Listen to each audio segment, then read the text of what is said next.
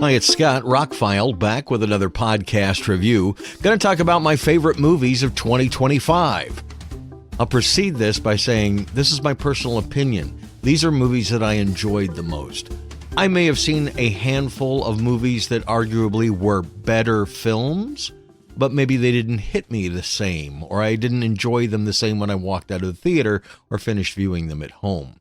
These are not supposed to be the best movies of the year. I didn't see all of the movies that came out this year, but most of these I saw in the theater, and most of them affected me in the theater.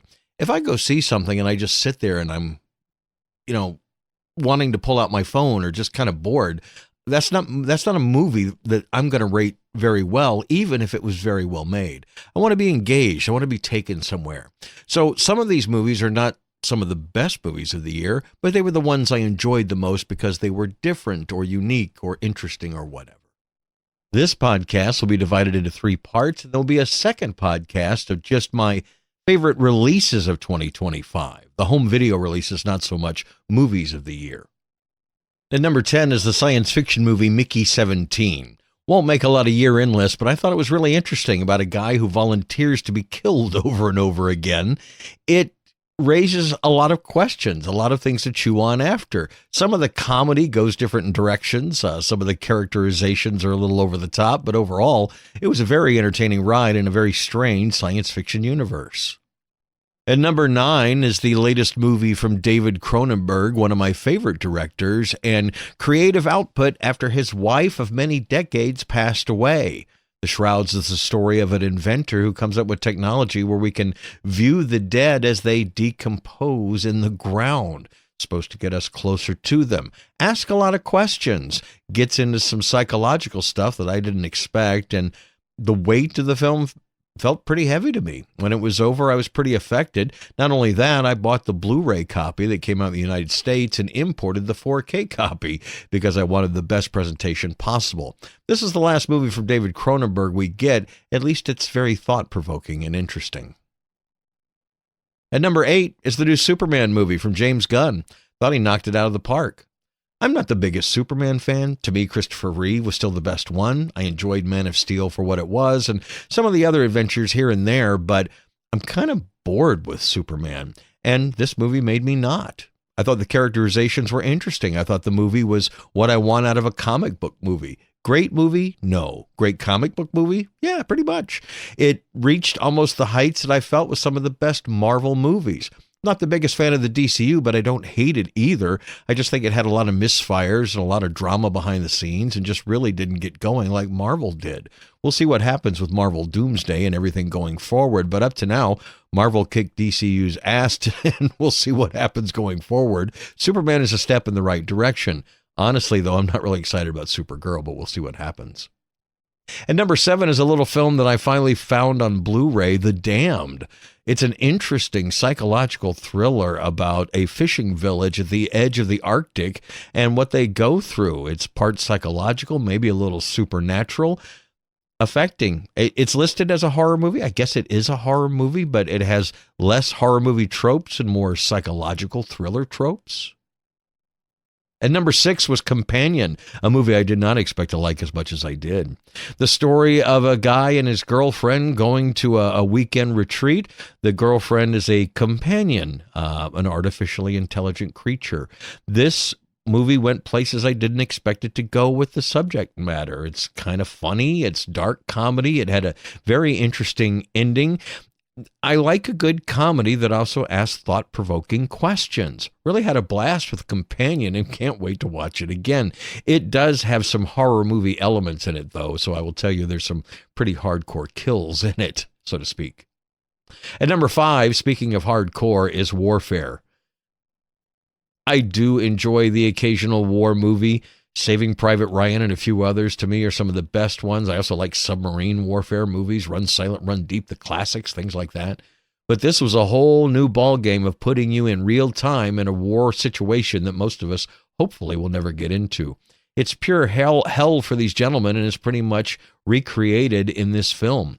Everything unfolds in almost real time. The cinematography is incredible and puts you there. It is an experience. It's not one I'm going to revisit a lot, but it affected me watching the film. The surround sound is amazing. It's truly one of the best 4K releases of the year as well. If you like war movies, warfare, they don't get much more better at showing the horrors of war. Probably shouldn't be on this list, but at number 4 is Zissou, Road to Revenge, because it's better than the first one. It's not very often that a sequel does better. They spent more money on this. We got a better bad guy in this. We get better kills in this. It's better action. This elevates the action movie to a whole new level, and at the end, I almost shed a tear. And I mean in a good way. I was touched by the end of this film. This silly, over-the-top action movie where the main character has no lines of dialogue, pulled off the unthinkable. In the movie, I was ready to jump up and down and cheer. It was a blast to watch in the cinema. It's going to be a blast to watch at home when it comes out this month. At number 3, a movie I never thought I would put on this list, Begonia. Yorgos Lanthimos is not one of my favorite directors because, well, although I think he makes great movies, they don't all connect with me. Some I find a little boring or weird to just be weird, or even, I don't know. Anyway, I don't always connect with his films, but this one I connected with from beginning to end.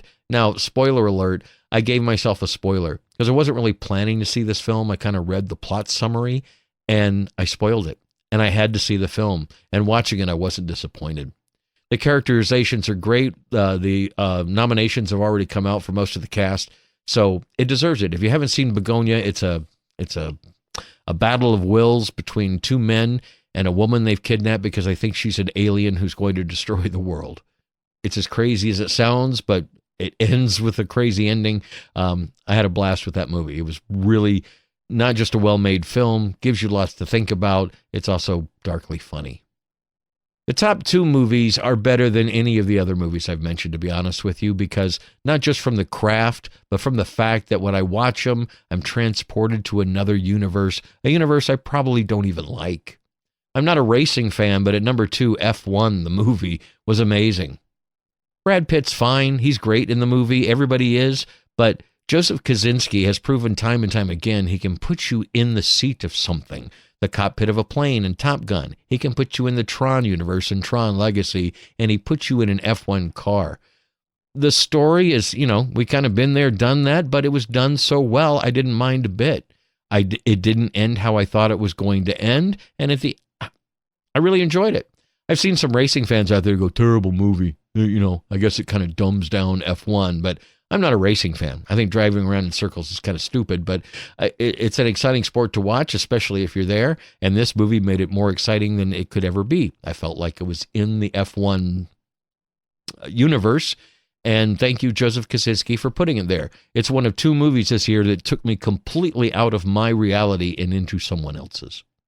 At number 1, it was an easy, Sinners.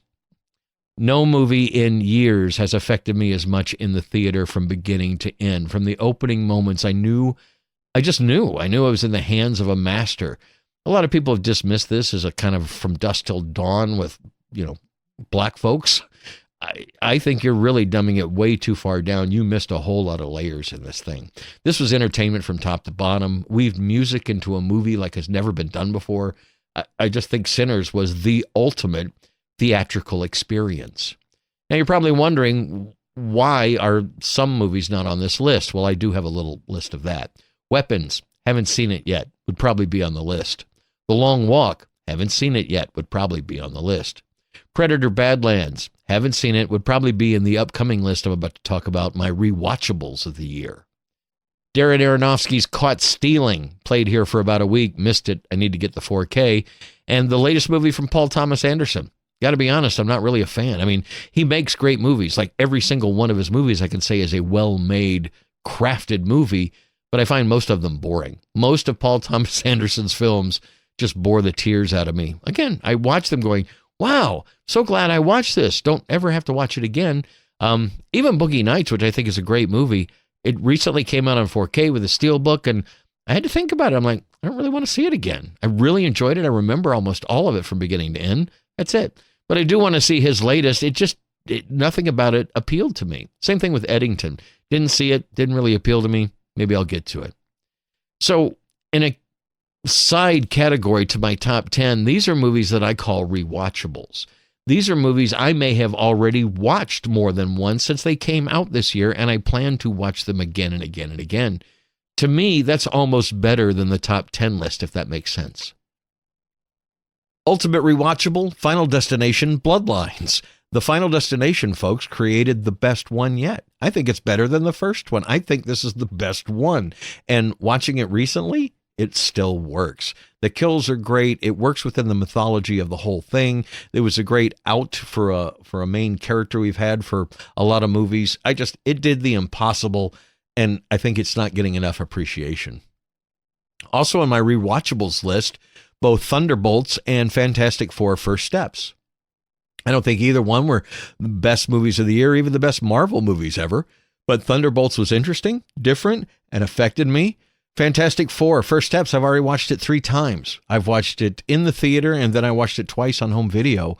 I really like the universe they created, the characterizations. It was a Fantastic Four that I wanted to see. It was a little surprising, and I'm interested to see how they integrate into the Marvel universe. Novocaine. Not a great movie, but as action movies go, for a guy that can't feel pain, it was funny. It was over-the-top action as it should be, kind of like Ballerina, also on this list. Not as good as the John Wick movies, but not as bad as the John Wick clones. It fits into the universe well, and it was a lot of fun, and I've already watched it twice at home. And lastly, well, not lastly, but almost lastly, Fight or Flight. You've got Channing Tatum on a plane with a chainsaw doing crazy over-the-top stunts a la Ballerina, Novocaine, and some of the movies I mentioned earlier.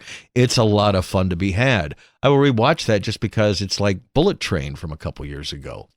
And last but not least, in the rewatchables, Paddington in Peru.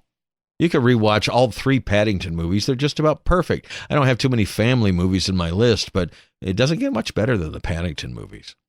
Special announcements for music, Pink Floyd. Pink Floyd released Live at Pompeii, remixed in Dolby Atmos by Steven Wilson. Pink Floyd Wish You Were Here was remixed in Dolby Atmos. And David Gilmour released his live album, Live at the Circus Maximus, both on the Blu-ray and surround sound editions. Wow. Thank you guys for giving us multi-channel audio. Last but not least on this podcast, I'm going to give you my 4 disappointments of the year. As I've said in many podcasts, I don't watch very many bad movies. I do a lot of research first. If they're critically acclaimed to a certain extent, I still do my own research to make sure it's going to be something I want, especially if I'm going to spend money on it. So my most disappointing movies of the film, there's only about 4 of them. Bring Her Back. I think it's a great horror movie. I do. I think it's a good movie, but I expected so much more as the follow-up to Talk to Me. I think the brothers did a great job with the movie, but I just expected a lot more out of it. It is different. It is creepy. It is extremely well done, well acted, creates a sense of dread and all that, but in the end, it just didn't affect me like Talk to Me did. Death of a Unicorn was another big disappointment this year. You had an incredible cast, a decent amount of money, an interesting idea that they got to like B-. They never got to A level with the comedy, with the action, with the horror, any of it. It just, in the end, it was like, well, that was fine, but I hate movies that are just fine, especially when you have such an over-the-top idea. The science fiction movie Ash had a lot going for it. It's a science fiction movie directed by a musical artist. It's got incredible visuals, and it really is not a terrible movie. But it was a disappointment because it could have been so much better, and it was this close. I would still recommend watching it. You can check out my review on my podcast, but Ash, in the end, was more disappointing than it was enjoyable. And last but not least is Captain America: Brave New World. This is an example of what's wrong with the Marvel Universe. As good as they did with Thunderbolts and Fantastic Four, this was exactly what we expected it to be from the trailers, from all the talk before it came out. I just sat there and went, okay, this checks all the Marvel boxes, but I was entertained, but that was about it. Those are my 4 disappointments because, again, I don't watch many bad films by choice. Now, my next podcast will probably be even longer than this one. I'm going to go over my best 4K releases or Blu-ray releases, the home video releases of the year that blew me away. A couple of those movies will be on that list, but there'll be a lot of movies that weren't. and that'll be the next podcast. So, by the way, this was my 1,000th podcast. I was going to post just a review of something else, but I decided it needed to be major, so it turned out to be major. My favorite releases of 2025. I would like to know yours in the comments below if you have time. Please like, share, and subscribe, and have a spectacular day.